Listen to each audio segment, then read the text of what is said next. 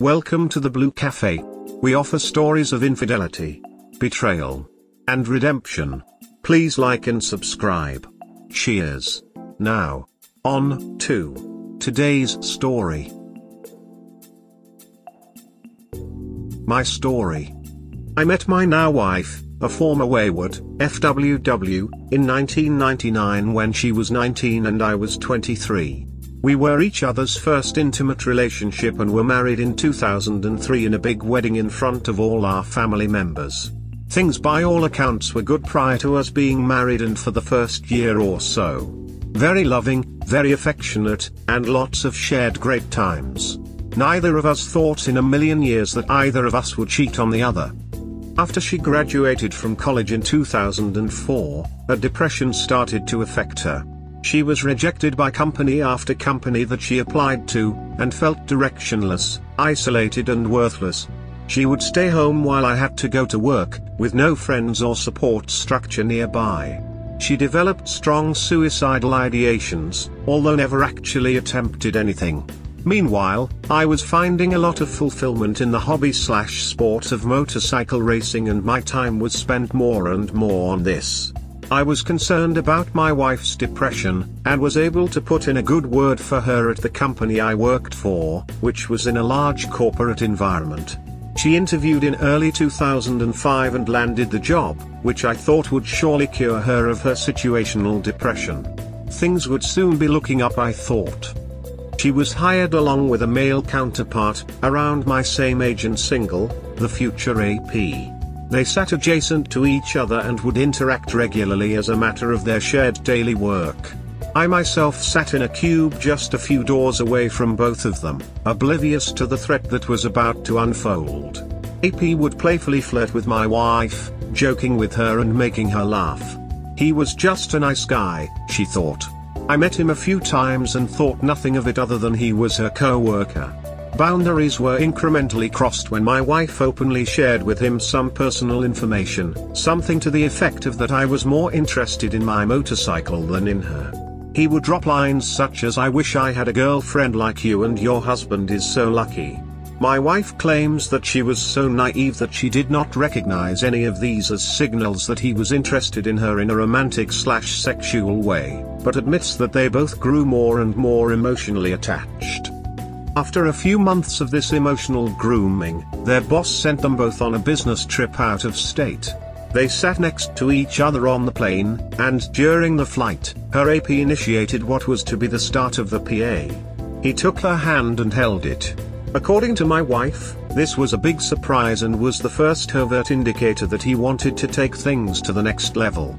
My wife chose not to remove her hand, and by doing so, began the demolition of our marriage and started a chain of events that would forever alter our relationship.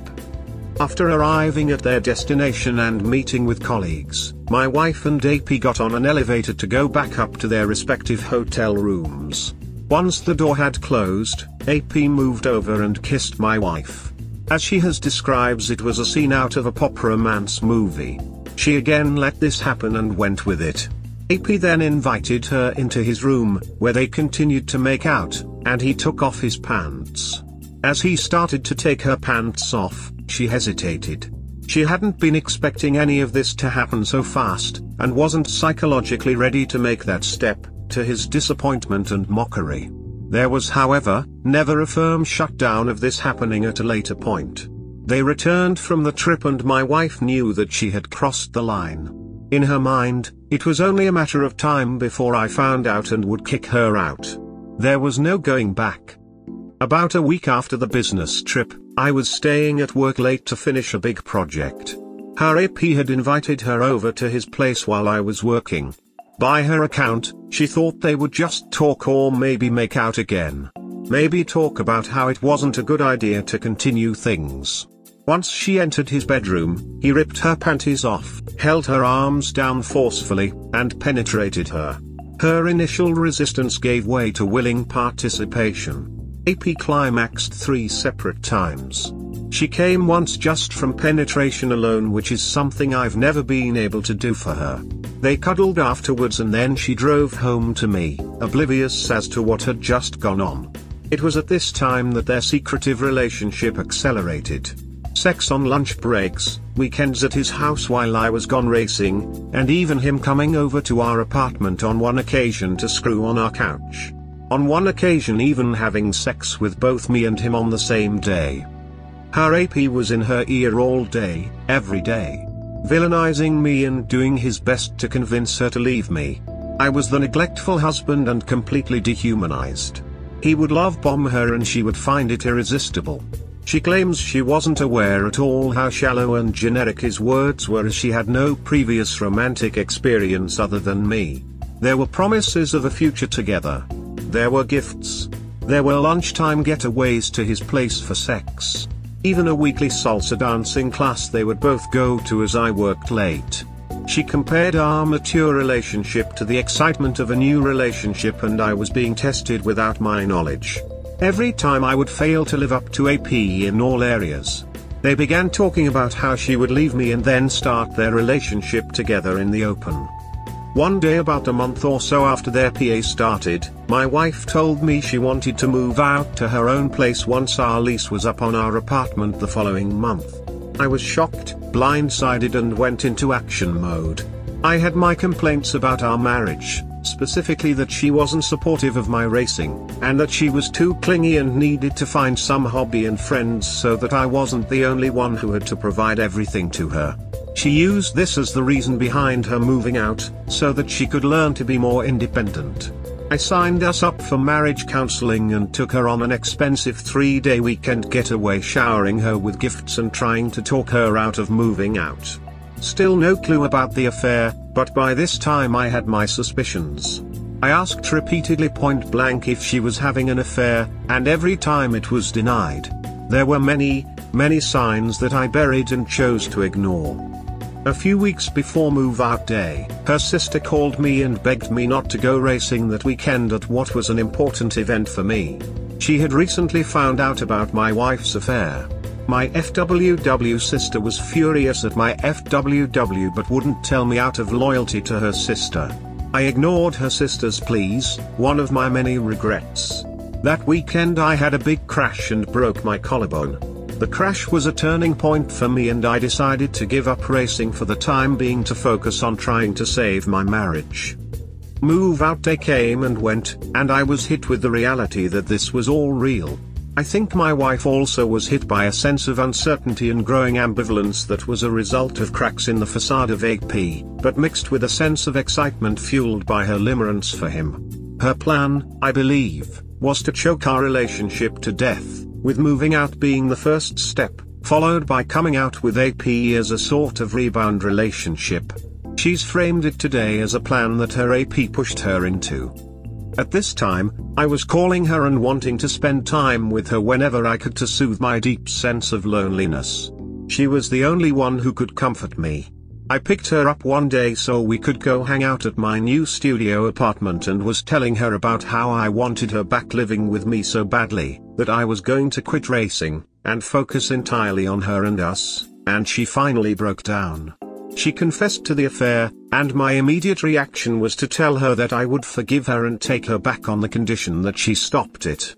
In some way, I was relieved, because I had finally gotten a diagnosis for what had been mysteriously eating away at our marriage. I remember she ran into the bathroom and texted her AP, "I love you no matter what happens." I guess she thought I may be a danger to her and those would be her last romantic words. D-Day was one of the most emotionally upsetting things I've ever lived through. My wife was surprised by my reaction, as she had thought this would be the end, and sounded open to try a recovery.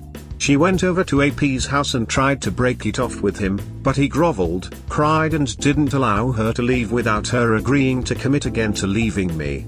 Her ambivalence would grow every minute that she'd spend with him, and there was at one point an official agreement that we would but every time we'd talk more about it, she would change her mind. It was like being strung along on an emotional torture rack. I wanted to go to HR at work in hopes that they'd fire him so that they wouldn't be together anymore during the day, but I was unsure if my wife would just say that I was the one stalking them and then I'd end up being the one fired. If that happened, then it'd be more out of the picture than if I were to at least be sitting a few doors down. So then there was 2 months of tug of war between her AP and me to win the prize of my wife. I had to be the nice guy, and AP started doing a few things that made my wife second guess him. He lied about getting an STD test so he could have unprotected sex with my wife, and also had told her this voluntarily, as well as telling her he would get prostitutes. He lied about being exclusive with her when she found out he had a second girlfriend on the side. He admitted that he had previously been charged with rape. He would go around town stealing bicycles and openly bragged about this. He lied about his race to get into a prestigious college. He wanted to defile our marital bed by having sex with my wife in it. This guy's character was the lowest of the low, but somehow he would manage to put just the right string of words together that would convince my wife that it was all okay and normal. He was also losing patience with my wife, and started dating a new girl openly in an attempt to make my wife jealous. Finally, once I sensed that my wife would be likely to take my side in any fallout at work, I went to HR, and the decision was to terminate the AP. At this point, AP realized that my wife had finally chosen sides. He packed his stuff up and left, and according to her, they never spoke again. We stayed married, and the following year bought a house together.